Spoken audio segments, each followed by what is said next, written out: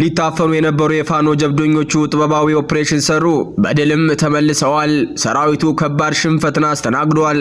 የአንድ ሻምበል ሙሉ መከላከያ ኃይል በገባበት ግንባር ቀርቷል።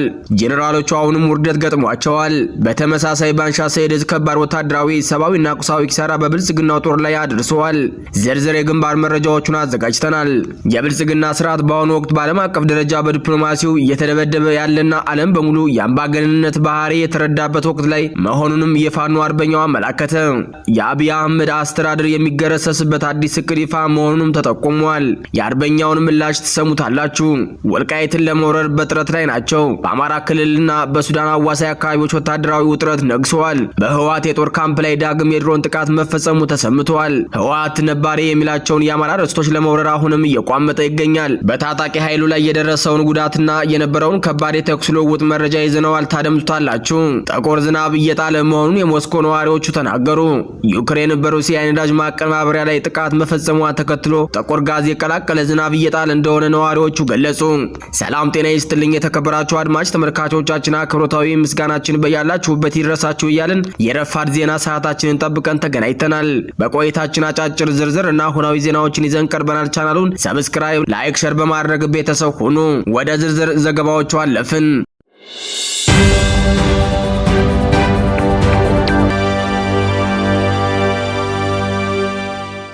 በወለጋ ቢዛሞ ግንባር ያገዛዙ ኃይል ሙሉ በሙሉ ከባድ ልቂት ገጥሞታል።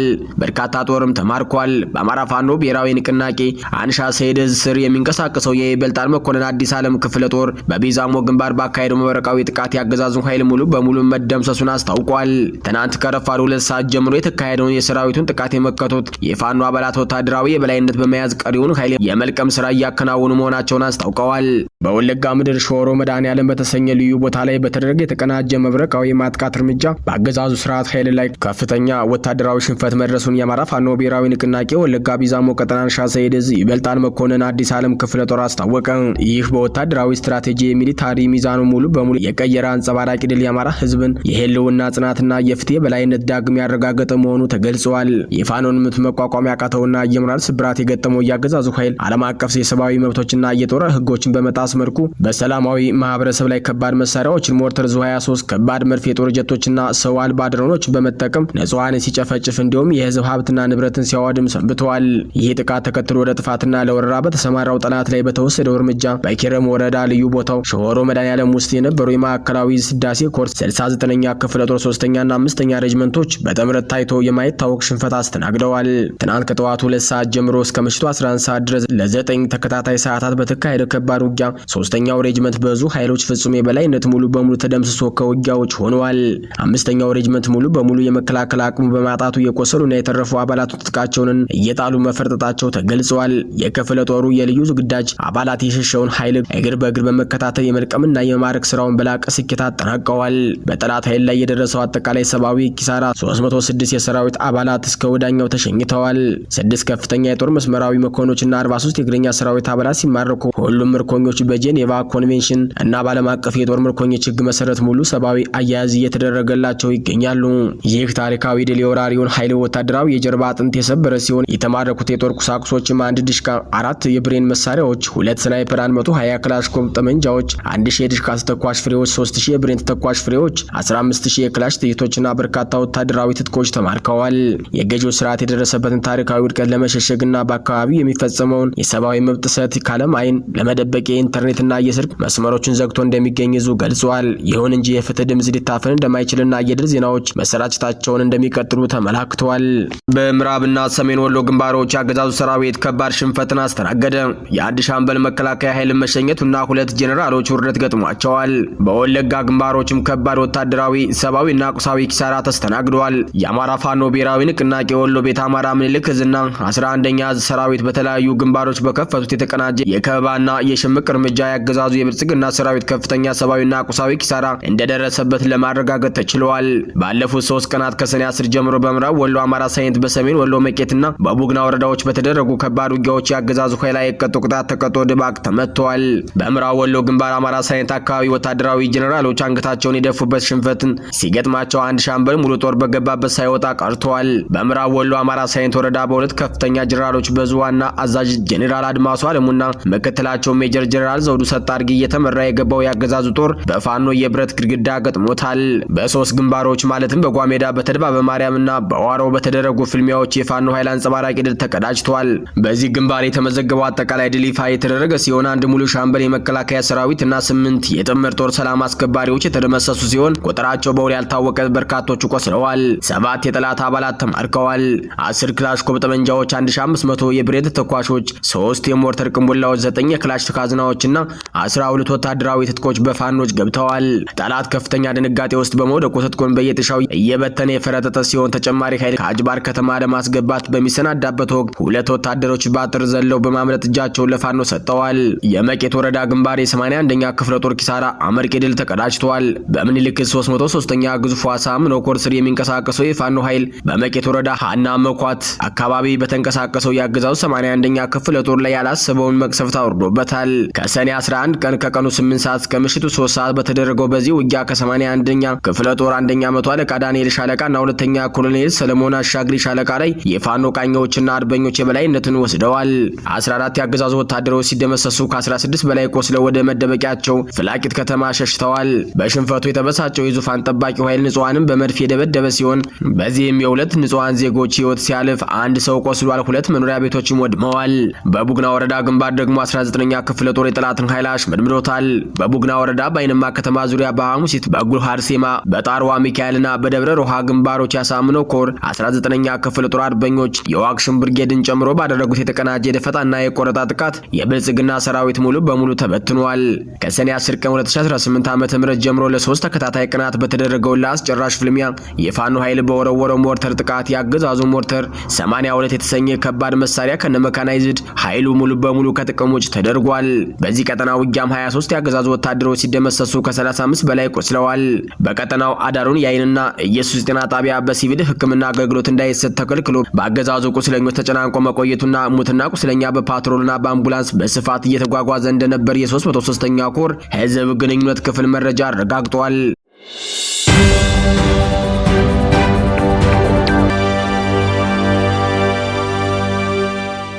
በአማራ ክልል እየተካሄደ ያለው የፋኖ ህዝባዊ ትግልና ወቅታዊ ወታደራዊ እንዲሁም ፖለቲካዊ እንቅስቃሴዎች አስመልክቶ የአማራ ፋኖ ብሔራዊ ንቅናቄ የህዝብ ግንኙነት ክፍል ኃላፊ ከአርበኛ አስረስማረ ዳምጤ ከሚዲያ ጋር ቆይታ አድርጓል።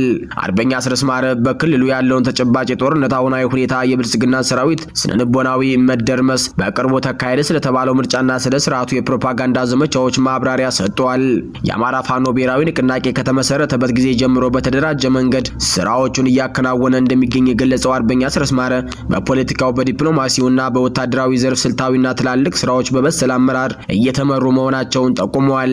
በአንጻሩ የብልጽግና መከላከያ ሰራዊት ከፍተኛ አዛዦችና ጄኔራሎች በቅርቡ ባደረጉት ግምገማ በጦርነቱ ሂደት በርካታ የሻለቃ የመቶ አለቃና የመስመር መኮንኖቻቸው ማጣታቸውንና ከፍተኛ ክፍተት እንደተፈጠረባቸው አምነዋል ያለው አርበኛ አስረስማረ የሰራዊቱን መበስበስና መፈራረስ ሲያስረዳ አንኳር ነጥቦችን አንስተዋል።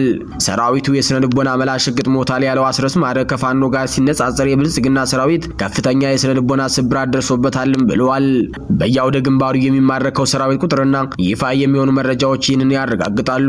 የከተሞች ምሽግና የዲሲፕሊን መጥፋት ሌላኛው ጉዳይ ሲሆን ሰራዊቱ ሰፍሮ የሚገኘው በከተሞች ውስጥ በመሆኑ ሊኖረው የሚገባውን ወታደራዊ ጨዋነትና ዲሲፕሊን ሙሉ በሙሉ አጥቷል ሲል አስረድተዋል።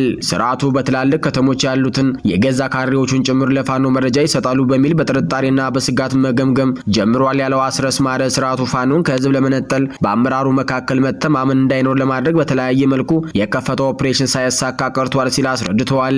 በቅርቡ በተካሄደ ስለተባለው 7ኛው አጠቃላይ ምርጫና አብይ አህመድ ለሚቀጥሉት 5 ዓመታት ስልጣን ላይ እንዲቆይ ማረጋገጫ አግኝተናል ስላለው ጉዳይ አርበኛ አስረስማረ ዳምጤ ጠንከር ያለ ትችት ሰንዝሯል።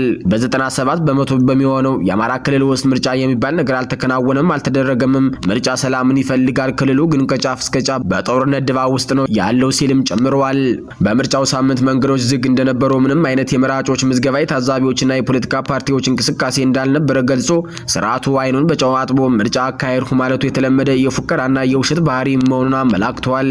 አልፎም ተርፎም አጃቢ የተባሉ የፖለቲካ ፓርቲዎችና እጩዎች ባልተንቀሳቀሱበት ህዝብ በማያውቃቸውና ለ3 ዓመታት ረግጠውት በማያውቁት ቦታ ጭምር አሸነፉ ተብሎ በኮሜዲ መልክ ፓርላማ እንዲገቡ መደረጉን የስርዓቱ መሳለቂያ መሆን ማሳያ ነው ብለዋል። በአሁኑ ወቅት ክልሉ እየመሩ ያሉት በሰላማዊ መንገድ የተመረጡ አካላት ሳይሆኑ ላለፉት 3 ዓመታት በወታደራዊ ስር የክልሉ መዋቅር ያፈረሱና ማንኛውንም እንቅስቃሴ በጉልበት የሚወስኑ የብልጽግና ጀነራሎች መሆናቸውን አጋልጧል። ዓለም አቀፍ ሚዲያዎች ቢቢሲን ጨምሮ በአማራ ክልል ያለውን የጦርነት ሁኔታ በካርታ ጭምር አስደግፈው በሰፊ የዘገቡት ቢሆንም በፋኖ በኩል ገና አዲስ ተቋም ከመሆኑና ካለፉት የዲፕሎማሲ ትስስሮች መነሻነት የሚጠበቀውን ያህል ዓለም አቀፍ ትኩረት አለማግኘቱን አርበኛ አስረስ አልሸሸጉም። ሆኖም ግን አሁን ላይ ከፍተኛ መሻሻሎች እንዳሉና በቅርቡ በዶክተር ሉላ አሰፋ ወሰን የተመራውና በታዛቢነት የተሳተፈው ኮሚቴ በአውሮፓ ትልቅ መድረክ ላይ የአማራን ህዝብ በድልና የፋኖን ትግል ማስረዳቱ ትልቅ ስኬት መሆኑን ጠቅሰዋል። የብልጽግና ስርዓት በአሁኑ ወቅት በዓለም አቀፍ ደረጃ በዲፕሎማሲው እየተደበደበ ያለና ዓለም በሙሉ የአምባገነንነት ባህሪውን የተረዳበት ወቅት ላይ መሆኑንም አክለዋል። አርበኛ አስረስ ማረ ስርዓቱ ስልጣኑ ለማቆየት 85% በፕሮፓጋንዳ ላይ የተመሰረተ ስራ እየሰራ መሆኑን ገልጾ ፋኖን ለማዳከም ትግሉ ተሽጧል፣ አመራሩ ከድቷል የሚል የሐሰት ወሬዎችን ከመንዛት ባለፈ በሰው ሰራሽ አስተዋይነት የተዘጋጁ የሐሰት ፎቶግራፎችና ሪፖርቶችን በመጠቀም ሰራዊታቸውን የማበረታታትና የፋኖን ህዝባዊ መሰረት ለመናድ እየሞከሩ እንደሆነ አርበኛ አስረስ ማረ ገልጸዋል። ሰሞኑን የአማራ ሰላም ካውንስል በኬንያ ከፋኖ ጋር ተወያየሁ ማለቱን የዚህ የፈጠራ ፕሮፓጋንዳ አካልና ከኤንጂኦዎች የሚገኘው ፈንድ እንዳይቆም የተደረገ ቲያትር ነው ብሎታል። ስለ ፋኖና ስለ ሌሎች ኃይሎች የጋራ ትብብር ጥምረት የተነሳውን ጥያቄ አስመልክቶ አርበኛ አስረስ ምላሽ ሲሰጥ ፋኖ በትብብር ላይ ያለው አቋም ግልጽ ነው። ይህች ሀገር የፖለቲካና የአመለካከት ብዝሃነት ያላት ሀገር ናት። በኢትዮጵያ ያለውና ላይ የማይደራደረው ፋኖ ከሌሎች የሀገሪቱ ኃይሎች ጋር በጋራ ለመስራትና ለመተባበር ግን ዝግጁ ነው። ስርዓቱ ይህንን ትብብር የሚፈራው አንድ ላይ ከቆምንና ከተባበረን አገዛዙ በአጭር ጊዜ ውስጥ ተደምስሶ እንደሚወድቅ ጠንቅቆ ስለሚያውቅ ነው። የብልጽግና ስርዓት የገዛ ሰራዊቱን ህዝብ እየጨፈጨፈበት ባለው በዚህ ወቅት የፋኖ ድልና ህዝባዊ አንድነት የሀገሪቱን ቀጣይ ዕጣ ፋንታ ለመወሰን አስተማማኝ መሰረት እየጣለ ይገኛል።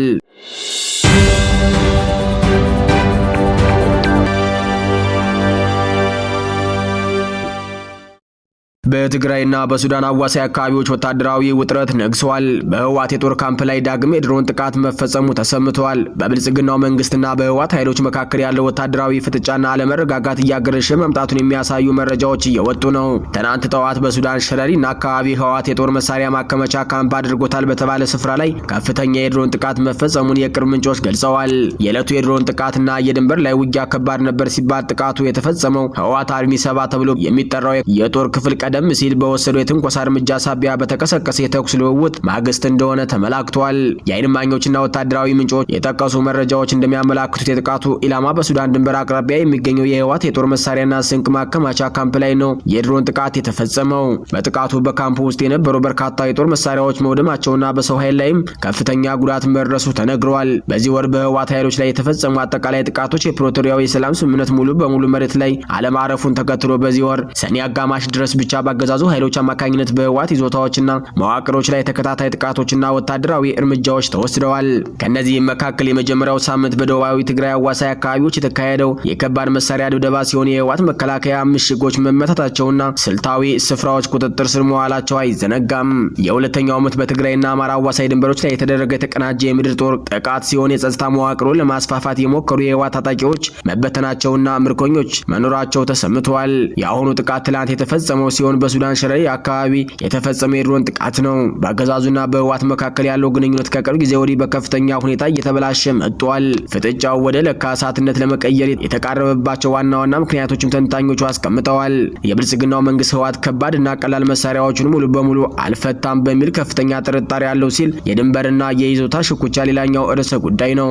በሱዳን አዋሳኝ አካባቢዎችና በወልቃይት ራያ አካባቢዎች የሚስተዋለው የኃይል ሚዛን ፍላጎት ሁለቱንም ኃይሎች በጥርጣሬ እንዲያዩ አድርጓቸዋል። ህወሓት በሱዳን በኩል ያለውን የኮንትሮባንድና የጦር መሳሪያ መስመር ለመጠበቅ ሲሞክር፣ በአንጻሩ አገዛዙ የድሮንና የቴክኖሎጂ የበላይነቱን በመጠቀም እነዚህን መስመሮች ሙሉ በሙሉ ለመቁረጥ እየሰራ ይገኛል። ይህ አዲስ የተቀሰቀሰው የድሮን ጥቃትና የድንበር ላይ ውጊያ ቀጠናው ዳግም ወደ ከፋ የጦርነት አዙሪት እንዳይገባ ከፍተኛ ስጋት ደቅኗል። በተለይም የሱዳን ድንበር የነካም በመሆኑ ጉዳዩ ወደ ቀጠናዊ ቀውስ ሊያሳድገው እንደሚችል የፖለቲካ ተንታኞች እየገለጹ ይገኛሉ። ይህ በእንዲህ እንዳለ የአሜሪካ የቪዛ እገዳ ላይ ዶክተር ደብረጽዮን አልተካተቱም። የአሜሪካ የውጭ ጉዳይ መስሪያ ቤት በህወሓት ከፍተኛ አመራሮችና ወታደራዊ አዛዦች ላይ የቪዛ እገዳ መጣሉን ተከትሎ የእገዳው ሰለባ የሆኑት ግለሰቦች ማንነት ይፋ መሆን ጀምረዋል። ይሁንና በአሁኑ ወቅት ክልሉ እያስተዳደሩ የሚገኙት የህወሓት ሊቀመንበር ዶክተር ደብረጽዮን ገብረ ሚካኤል ስም በእገዳው ዝርዝር ውስጥ እንዳልተካተተ ከዲፕሎማሲያዊ ምንጮች የተገኘ መረጃ መላክቷል። የአሜሪካ የውጭ ጉዳይ መስሪያ ቤት ባወጣው መግለጫ ስማቸውን በይፋ ሳይጠቀስ ጽንፈኛ ሲል በጠሯቸው የህወሓት አመራሮችና የቤተሰቦቻቸው አባላት ላይ የቪዛ እገዳ መጣሉን ማስታወቁ ይታወሳል። እገዳ የተጣለባቸው ግለሰቦች ማንነት ዘግይተው በወጡ ዲፕሎማሲያዊ መረጃዎች መሰረት የተዘረዘሩ ሲሆን እገዳው በአጠቃላይ 6 ግለሰቦችን፣ 2 የፖለቲካ አመራሮችና 4 ወታደራዊ አዛዦችን ያካተተ ሲሆን በተጨማሪም ከቡድኑ ጋር የጠበቀ ግንኙነት ያላቸው አንድ ነጋዴ በልዩ ሁኔታ ተካተዋል። የፖለቲካ አመራሮች ወይዘሮ ፈትለወርቅ ገብረ እግዚአብሔር የህወሓት ጽህፈት ቤት ኃላፊ፣ አቶ ጌታቸው አሰፋ የቀድሞ የብሔራዊ መረጃና ደህንነት አገልግሎት ኃላፊ ሲሆኑ በወታደራዊ መኮንኖች በኩል ደግሞ ጀነራል ምግበ ኃይሌ፣ ጀነራል ኃይለ ስላሴ ወዲም እምበይተይ፣ ጀነራል ዮሐንስ ጆን መዲድ፣ ጀነራል አብርሃ ድንኩል ይገኙበታል። ይህንን የአሜሪካን ውሳኔ ተከትሎ የህወሓት ማዕከላዊ ኮሚቴ ባወጣው መግለጫ እርምጃውን በጎደሎ እና ሚዛን ባጣ ግምገማ ላይ የተመሰረተ ነው ሲል አጥብቆ ተችቷል። ህወሓት በመግለጫው እንዳለው የአሜሪካ የፕሪቶሪያን የሰላም ስምምነት ከፈረሙት ወገኖች መካከል አንዱን ወገን ብቻ ነጥላ ተጠያቂ ማድረጓ በሰላም ሂደቱ ላይ ያለውን እምነት የሚሸረሽር ነው ብለዋል። ፓርቲው ለስምምነቱ አንኳር ነጥቦች አለመፈጸም የፌዴራል መንግስት ተጠያቂ ያደረገ ሲሆን ለዚህም የህገ መንግስታዊ ስርዓቱ ወደ ነበረበት አለመመለስ፣ የተፈናቃዮች ወደ ቀያቸው አለመመለስ፣ የውጭ ኃይሎች የኤርትራ ጦርና የጎረቤት ክልል ኃይሎች ከትግራይ ክልል አለመውጣት፣ የመሰረታዊ አገልግሎቶችና የሰብአዊ እርዳታ አቅርቦት በሚፈልገው ልክ አለመመለስ እንደ ምክንያት ዘርዝረዋል። የአሜሪካ መንግስት በበኩሉ እርምጃ በሰሜን ኢትዮጵያ ዘላቂ ሰላም እንዳይሰፍን እንቅፋት በሚሆኑ አካላት ላይ የተጣለ መሆኑን ቢገልጽም የህወሓት አመራሮች ግን ውሳኔው ሚዛናዊነት የጎደለው በመሆኑ በአስቸኳይ ሊታይ እንደሚገባ እየወተወቱ ይገኛሉ።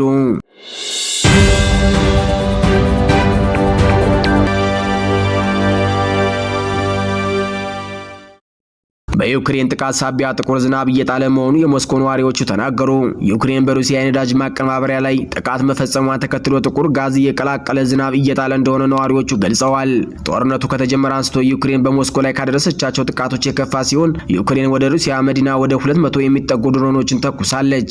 የሞስኮ ሰማይ በጥቁር ጭስ እንደታፈነና 17 ሰዎች እንደተጎዱ አገር ገዢው አንድሪ ሮቢዮቭ ተናግረዋል። በደቡብ ምስራቅ ሞስኮ የሚገኙ ነዋሪዎች ለቢቢሲ እንደገለጹት ዝናቡ ልብሳቸው ላይ አስቀያሚ ጥቁር ምልክት ይጥላል። የሞስኮ ባለስልጣናት ጋዝ የቀላቀለ ዝናብ መውረዱን ቢያስተባብሉም በቴሌግራም ገጻቸው ባጋሩት መልእክት ነዋሪዎቹ መስኮታቸውን እንዲዘጉና አስም ያለባቸው ህጻናትና አረጋውያን አካባቢውን ለቀው እንዲወጡ አሳስበዋል። የሩሲያ መከላከያ ሚኒስቴር ባወጣው መግለጫ ባለፉት 24 ሰዓታት ወደ 1000 የሚጠጉ የዩክሬን ድሮኖችን ማምከን ተችሏል። በሞስኮ ደቡባዊ ግዛት በምትገኘው ሮስቶቭ የነዳጅ ፋብሪካ ላይ በደረሰው ጥቃት አንድ ሰው ተገድሏል። የዩክሬን ፕሬዝዳንት ቭላዲሚር ዜሌንስኪ እንዳሉት የድሮን ጥቃቱ ባለፉት ሳምንት ሩሲያ በቪቭ ላደረሰችው ድብደባ እያጻፋ ምላሽ ነው። ሩሲያው ባለፈው ሳምንት በኬቭ በሚገኘው ፔቸራስክ ገዳም አካባቢ ጥቃት ማድረሱን ጠቅሰው እኛ ጦርነቱን አልፈለግነውም፣ ዩክሬን ከተቃጠለች ግን ሞስኮን ትነዳለች ሲሉ ዝተዋል። የሩሲያ የውጭ ጉዳይ ሚኒስትር ሰርጌይ ላቭሮቭ ቃላት ብቻ በቂ አይደሉም፣ ዩክሬን መጠነ ሰፊ ዋጋ ትከፍላለች በማለት ምላሽ ሰጥተዋል። በሞስኮ የሚገኘው ካፖታኒያ ነዳጅ ፋብሪካ በአንድ ወር ውስጥ 3 ጊዜ ጥቃት ተፈጽሞበታል። አካባቢው በጥቁር ጭስ ታፍኖ የሚያሳዩ ቪዲዮዎችንም ወጥተዋል። የድሮን ስብርባሪ በመወደቁ ምክንያት በአቅራቢያ በሚገኙ መደብር እሳት መነሳቱም ተገልጿል። ቢቢሲ ትክክለኛነቱ ባረጋገጠው ቪዲዮ ላይ በአንድ ህጻን አናት ላይ ድሮን ሲወድቅ ይታያል ሲል በዘገባው ጨምረዋል። በሌላ በተረጋገጠ ቪዲዮ ላይ ደግሞ ጥቁርና በጋዝ የተሞላ ፍንጥቅጣቂ መኪና ማቆሚያ ላይ ሲወርድ መመልከት ይቻላል።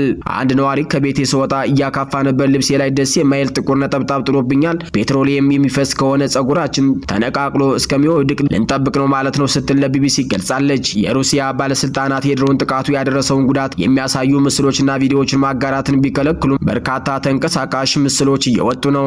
አድማጭ ተመልካች ቤተሰቦቻችን ለሰዓቱ የተዘጋጁት መረጃዎች የተከታተላችኋቸውን ይመስሉ ነበር። ሐሳብ አስተያየታችሁን ኮሜንት መስጫው ላይ ጻፉልን። ቻናሉን ሰብስክራይብ ማድረጋችሁን እንዳትዘነጉ ልናሳስባችሁ ወደድን። በያላችሁበት መልካም ጊዜ ተመኘን።